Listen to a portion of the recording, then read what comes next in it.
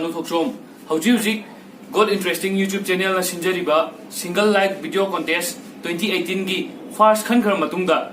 second round gi oina second amadi third khan na baidamata mayamda chance bijari aikhoina khangacharaba contestant singna masa masa gi single dialogue oiba video amamtang makhada bijariba WhatsApp number asida thabirau lakliba taikun mathoi gi numidang pungnipam khai tarak matamda pangthok charagani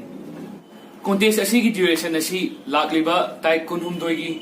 ahing nongyai pung baro phawba pangthok chagani madugi matung inna khwaidagi view yamna phangba video aduna second oina khanga chagani